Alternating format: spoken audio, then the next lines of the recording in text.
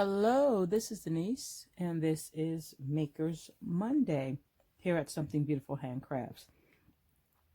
And it took me a while to try to figure out what I wanted to talk about because I'm making stuff, but not all of it is fiber related, and some of it is stuff I'm already in process with. So you've kind of already seen it before, and you're just waiting for me to reach the end result. So anyway, I decided this Monday to talk about my fiber stash and your fiber stash. Now, I know that we all have some special fiber in our stash that if we've been spinning for a while, that we haven't used.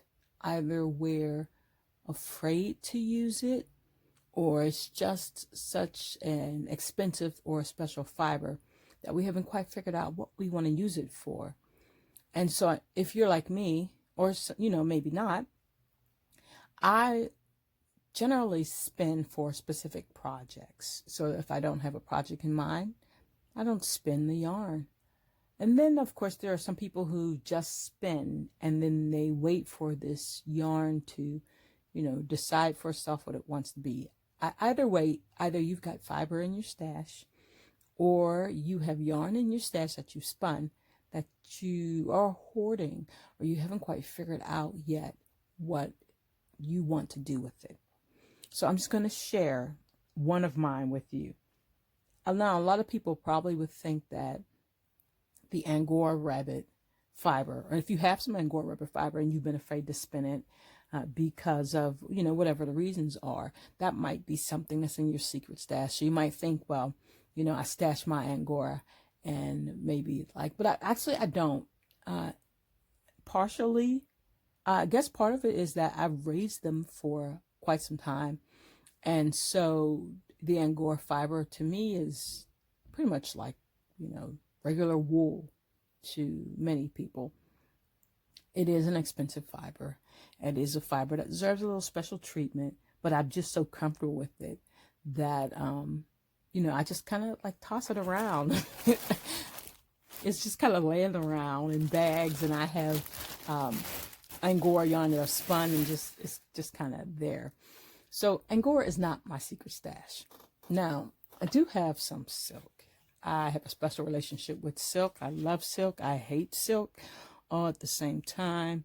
And so I do have a stash of silk cocoons that they have to be degummed, and I don't have a problem with degumming. I have what's it called, silk thrower's waste, that I absolutely love too, which also needs to be degummed, and I've used.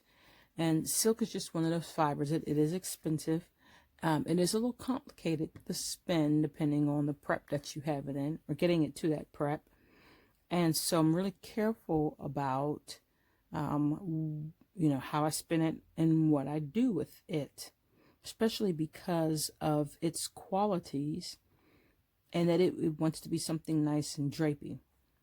So silk is definitely on my list of things I have in my stash that I'm just kind of holding on to till I just get the inspiration of what to do with them.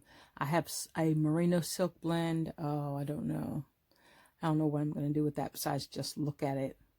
At some point, hopefully, I'll find something special to make out of it. After you've been spinning for so long, you just kind of made all kind of stuff for yourself. And so you're just like, okay, so what next do I make? And I'm kind of in that stage. So it'll find its way. But here's what's at the top of my list. And this is New Zealand possum and merino top. Now, New Zealand possums are different than American possums, because when someone first told me they had possum to spin, I was like, okay, what do you do with that? As we all know, I'm not a big fan of short fibers. But, after looking at it, it was explained to me that the fibers are a little longer than the American version.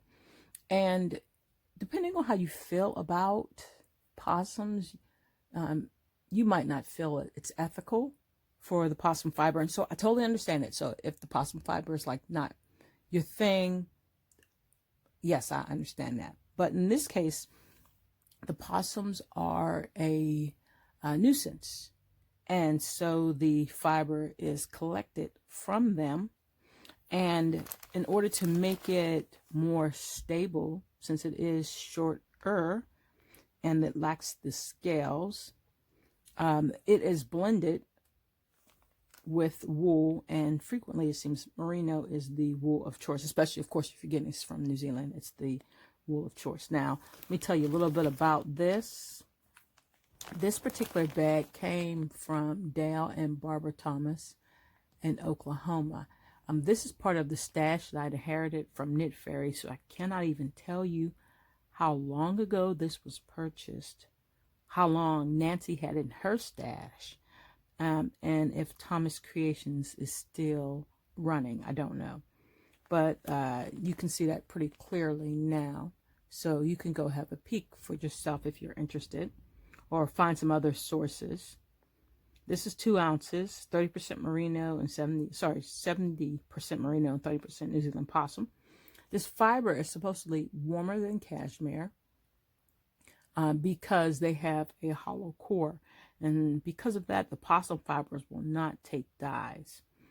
So that if I were to dye this natural color, the merino would pick up the dye and the New Zealand possum would not. So it'll give it a very nice heathered look, which of course I love heathered looks. Now, it supposedly is highly resistant to peeling. And merino tends to peel depending on the staple length of the merino. The longer the length, the less likely it's going to peel. So something about the New Zealand possum makes it resistant to peeling. And the fiber will halo after washing, as all good fibers that halo do. I'm going to pull that out. This is like a natural oatmeal color, which I love, and it feels incredibly soft. And you can see the hairs of the possum sticking out. That's what's going to give it its lovely halo. And because it is supposed to be warmer than cashmere, I dare say maybe even warmer than Angora, it's perfectly suited for my climate up here, kissing the Great Lakes, surrounded by waters and rivers and northern climate. But I just haven't decided yet what I want to do with it. 2 ounces is enough for me to make a pair of fingerless mitts, which is what it may become, just by virtue of what it is. A possum fiber. I have not, really done anything with it yet. So that's the top of my list.